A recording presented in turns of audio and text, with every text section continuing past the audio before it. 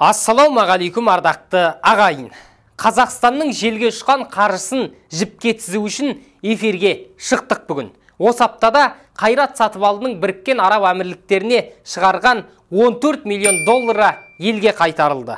Сыбайлас жемқорлыққа қарсы іс-қимыл агенттігінің мәліметінше, экс-президенттің немере інісі Қайрат Сатыбалды және онымен байланысты тұлғалардың 464 миллиард теңгеден астам сомаға заңсыз сатып алған активтері мен ақшалай қаражаты мемлекет қаржысына құйылыпты. Ағымдағы жылдың мамыр айының соңына қарай антикор шет мемлекеттердің құқық қорғау органдарымен халықаралық ынтымақтастықты қамтамасыз ететін бас прокуратурамен бірлесіп, Біріккен Араб Әмірліктерінен жалпы сомасы 14 миллион ақш долларын қайтарды. Аталған қаражаты мемлекет кірісіне айналдырып, әлеуметтік мақсаттарда пайдаланатын болады.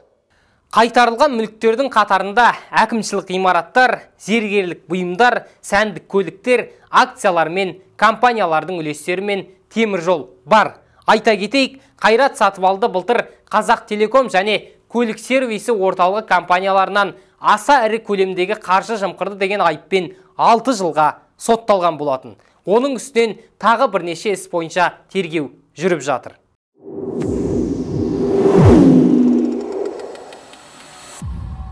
Қаңтар оқиғасынан кейін қадірі кете бастаған экс-президент жақындарына кезек-кезегімен тықыр таянды. Десек те, кей сарапшылар Назарбаев пен оның жақындарының байлықтарын мемлекет түгел қайтара алады дегенге күмәнмен қарайды. Ал сіз не ойлайсыз көрермен? Комментарийге жазыңыздар.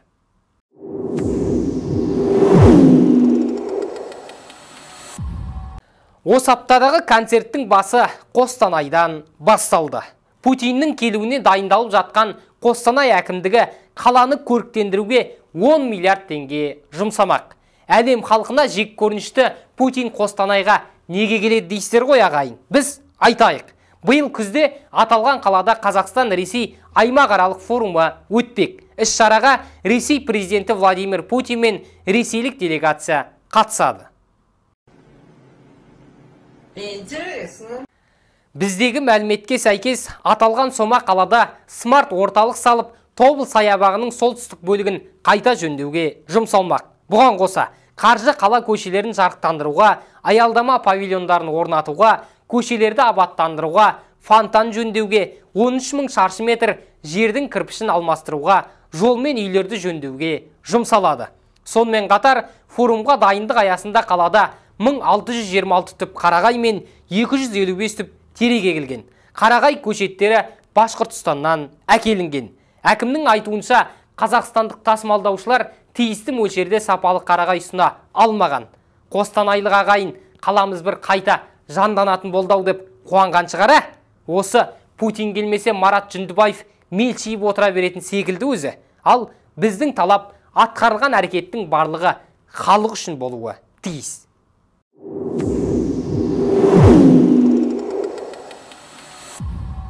Біздегі шенеуніктер билік басында бір ғана нәрсені біледі. Ол бюджеттің қаржысын оңды-солды шашу. Алматы облысының 360 градус форматындағы видеосын түсіруге 17 миллион теңге жұмсалмақ.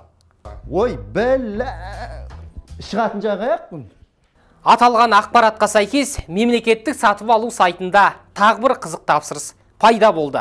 Алматы шенеуніктері туристік нысандарды 17 миллион теңгеге VR форматындағы видеоға түсірмек. Біздің білуімізше, мұндай форматтағы видео түсірушілер әдетте 50 мыңнан басталатын қаржы сұрайды. Сондай-ақ, тапсырыс критерийлері жоғары болғандықтан, оны ешқандай компания қабылдамаған. Тапсырыстың қабылданбауына басты себеп, менің ойымша видео түсіретін жігіттер ақша жеуді аса ұнатпайтын секілді. Қалай ойлайсыздар?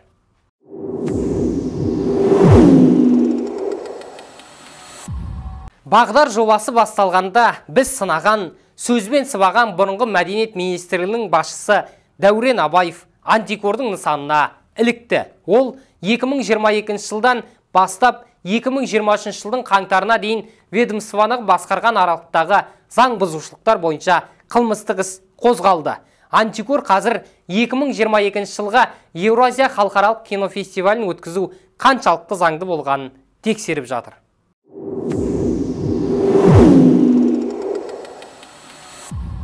Уақында аталған шараға 1 миллион доллар қаржы жұмсалған еді. Сондай-ақ Еркеұлан Қанафин есімді мүгедек спортшыға Олимпиаданы жеңгені үшін берілуі тиіс 250 мың ақш долларын бермей, сотта жеңіс тапқаннан кейін ғана тәубесіне келген еді. Ал 2023 жылдың наурызынан бастап Абаев ТМД бас хатшысының орынбасары болып қызмет атқарады.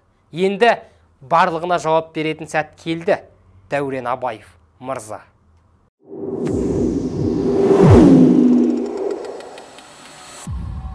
Осы аптада мәжіліс депутаты Ермұрат Бәпи бас прокурордың алқымынан алды. Депутат бас прокурор Берік Асыловқа жолдаған сауалында Нұрсұлтан Назарбаевтың күйеу баласы Қайрат Шәріпбаевтың қызы мен Ахметжан Есімовтің күйеу баласы кәсіпкер Ғалымжан Есеновтің компанияларына қатысты бір қатар заңсыздықтарды батыл айтып, оларды қайтару бойынша қандай әрекет жасайтынын сұрады. Сондай-ақ Назарбаевтың жиені Нұралы Әлиевке сутегін берілген Транстелеком компаниясы жайлы былай деді. Баланстық құны 250 миллиард теңге тұратын, жылдық түсімі 80-90 миллиард теңгені құрайтын ұлттық меншік небәрі 18 миллиард теңге сатылды. Әзірге менің сізге жолдайтын сауалым, осы Транстелеком Нұралы Әлиевке әр жылдары жалпы көлемі 8 миллиардқа жуық дивиденд төлеген. Енді осыншама зор көлемдегі заңсыз төленген ақшаны тезірек арада қайтару керек. Айта кетейік, Транстелеком Қазақстандағы ең ірі байланыс операторларының бірі. 2021 жылы Транстелеком акционерлік қоғамы акциясының 75% құрылтайшыларының бірі Нұралы Әлиев болған Унит Телеком компаниясына өтіп кеткен.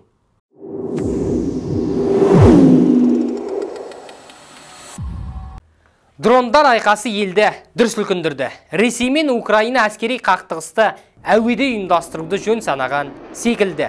30 мамыр күні таңертең Мәскеуге және Мәскеу облысындағы тұрғын үйлерге дрондар шабуылдады. Ресей астанасының мері Сергей Собянин мен облыс басшысы Андрей Воробьев ақпаратты растады. Собяниннің айтуынша ауыр жарақат алғандар жоқ. Жарылыс қаланың бірнеше ауданында болған. Таңертең әуе қорғанысы 13 дронды атып түсірген.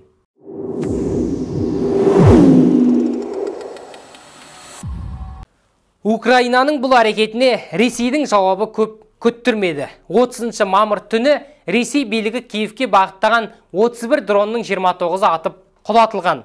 Украина астанасы әскери әкімшілігінің басшысы Сергей Попко әуе қорғанысы Киев төбесінен Ресейдің 40 дроны мен қанатты зымыранын атып құлатты деп мәлімдеді. Оның сөзінше, мамыр айы басталғалы Киевке 15 рет шабуыл жасалған. Киев мері Виталий Кличко зымыран сынықтары қала үстіне құлағанын, бірақ зардап шеккендер жоқ екенін хабарлады. Инфрақұрылым нысандарына да залал тимеген екен.